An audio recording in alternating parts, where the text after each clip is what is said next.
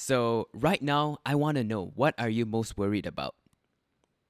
Honestly, I'm just worried that this nightmare doesn't end. Every day, every night when I fall asleep, I say, please, may the nightmare end. May there be fewer and fewer cases. And sometimes for the last couple of weeks, the nightmare just doesn't seem to end, and we're getting more and more cases. It Right. tells me one thing: we can do better. We're not doing it enough. Singaporeans, if you want the nightmare to end, we all have to work together. It's not just me, it's not the government, it's not your neighbor, but all of us working together, and all this can come to an end. Definitely. What do you think we're not doing enough of right now? Ironically, we need to come together by not being together. We need to stay separate. You Right. see, the virus has a issue. It has to transmit. It has a use by date of about 3 to 4 weeks. If it doesn't meet any susceptible host, no one which it can cause an infection to, then it will die naturally inside the human body. So, which means if I have the virus, for example, I don't meet anyone except my own family members, then the virus can only jump to my family members, and after that, it will disappear. It will be gone. However, it requires me to not go out, not meet anybody. In order for us to work together, we have to stay apart. When we stay apart, the virus can't make the jump, and then we actually control the virus, we reduce the reproduction, and then we get rid of COVID in Singapore. COVID kaput.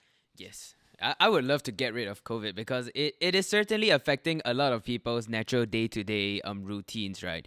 So, when do you think this will all be over?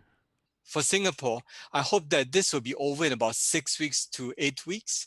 And thereafter, we have a lull period. When I say lull period, I'm expecting less than 5 cases a day. And hopefully, we do see periods where there are 0 cases a day. However, Singapore will never be clear of it, or rather, the whole world never be clear of it, if there are still pockets of infection all throughout the world. Why do I say that? People who are traveling from a country with poorer resources, where there's still active replication of the COVID virus, will come in through Singapore or through other countries, through land or through sea, and they'll come in as relatively well patients with no illness. They'll come in and they may infect the population, putting us at risk. Which means even if 6 to 8 weeks later, when we are well, there might be ripples of cases again and again because of cases that are brought in from overseas. That will unfortunately extend my nightmare, your nightmare, Singapore's nightmare. Oh yeah, that does that does sound like a nightmare.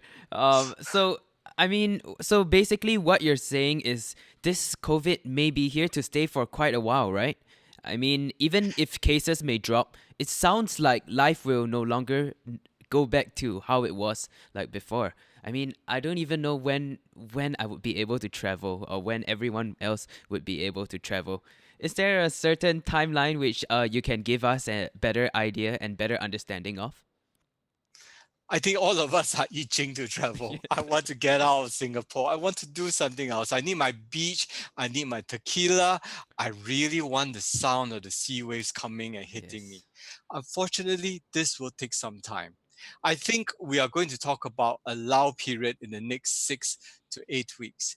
And thereafter, we're going to see rest of the world. We're talking about Europe, we're talking about America, where the numbers will start dwindling. And I do hope they make use of the hot summer to control the virus. What happens thereafter will be a big unknown. We're going to crystal ball and crystal ball gaze here now. In somewhere in November, we're going to enter into the northern hemisphere winter, which means cases may come about again. Remember, the virus actually loves the cold and loves the dry air. And when that happens, it survives in that environment better. And then in the cold, people will tend to huddle together, come to close places together, which means there is a chance for the virus to hit back at us.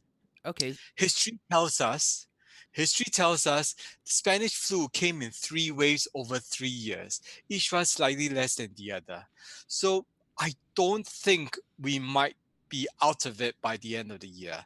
There's a good chance that we're going to have other cases coming again towards the end of the year, and it really depends on us working together. For sure. So I actually have a bunch of myths that I would like to debunk with you if you could help me. And one of them actually is that the hot summer will be able to lower down the cases. Is that true?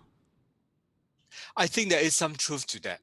Okay. In the cold weather, people huddle together and they cross infect each other. Number two, the virus lives better in the cold weather compared to the warmer weather. And number three, also likes the drier weather compared to humid weather.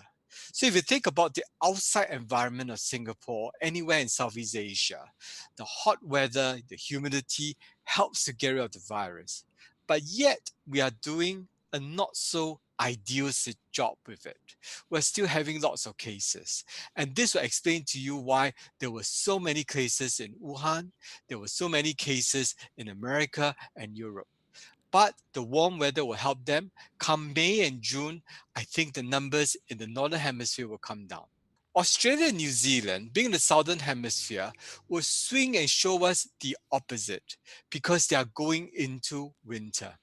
It is imperative that they control their situation now so there are less cases come winter.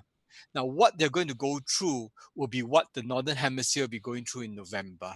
So it gives us an idea, a preamble of what's to come in November for the rest of the world. Okay. Got it, doctor.